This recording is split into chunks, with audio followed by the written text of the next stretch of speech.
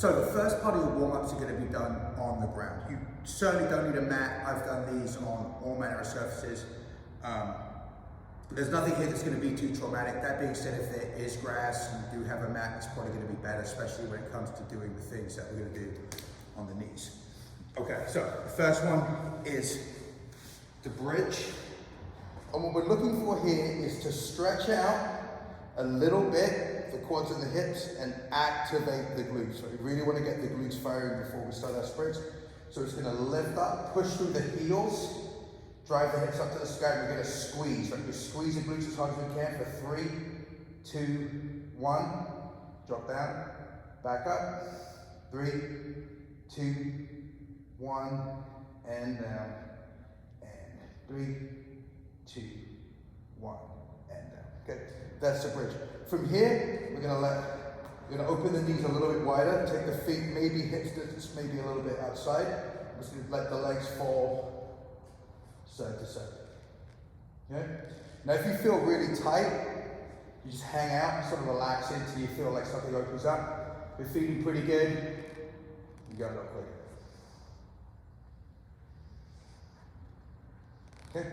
From here we're going to go onto the knees and we're going to do our cat-cows. So we're going to inhale and arch the back. Now when you arch the back, think about pulling your palm into the ground, right? If there was sand here, we should almost be thinking about digging in and making a little divot. So inhale, that's going to create more traction and give you a little bit more length in the spine. So we're going to inhale, arch. Then we're going to exhale round, think about pushing the floor away, pushing that shoulder blade down, tucking the chin and really humping that back. Inhale.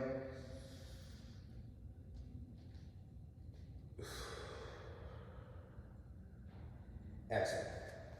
Okay, next is the fire hydrant.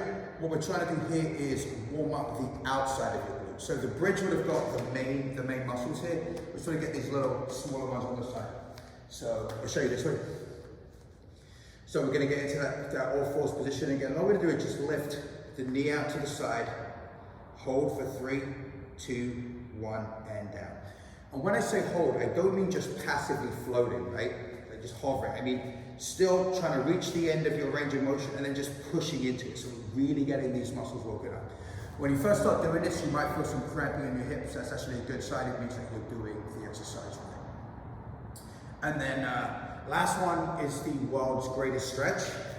For this one, it's usually easier, unless you're super flexible, to turn the foot and the knee out at about a 45-ish degree angle rather than keeping it facing straight forward. Okay? So I'm going to post up the foot, I'm going to turn it out a little bit, get the back knee off the mat, and then just sort of let it bend a little. So we're already getting a little bit of a stretch here. On the inhale, we're going to take the inside hand, drop it down to the mat or as close as you can, and then on the exhale, we're going to turn and reach up, we're going to follow the hand with the eyes. Inhale, dip, exhale, reach, inhale, dip, exhale, reach. If you're super bendy, you can actually turn this into a little bit of a twist if you want to. It's up to you. And bring this hand through. So the specific sets and reps of these exercises are all in the main text.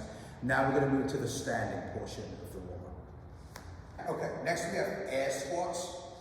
For these, you want to have your feet about hip distance apart. Your toes don't have to be straight ahead. They can be turned out a little bit if it's more comfortable. But what is important is that the knees track out over the toes. So the knees don't collapse in, okay?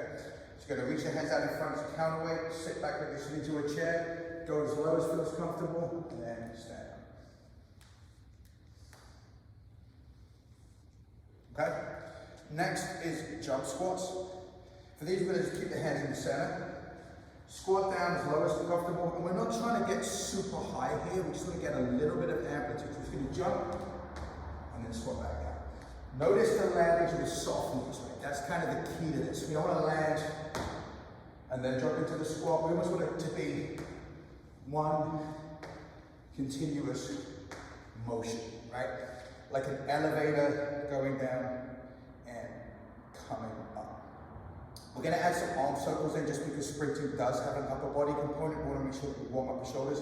Really simple, we just reach forward, take it over the top, with the palms facing in. At a certain point, that's not going to be sustainable and you're going to have to rotate the palm out.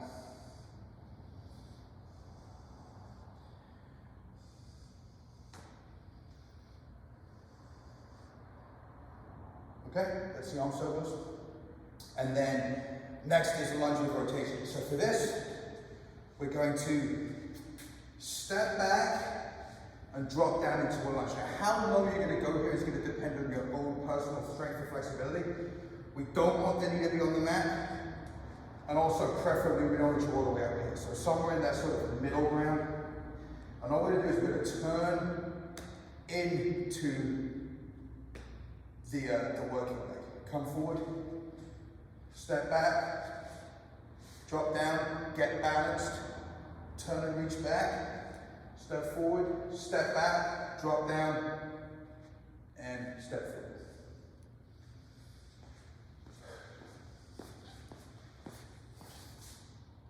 And for your short 5-yard sprints, you did these in the technical drills version. All we're going to do is pick a start. You're either going to run into it, or you're going to do a falling start, sprint 5-ish yards, turn, walk back and go. Your first sprints should be maybe 40-50% of effort, and then slowly ratchet it up over the course of the 5 sets. And by the time you get to the last one, you should be going forward.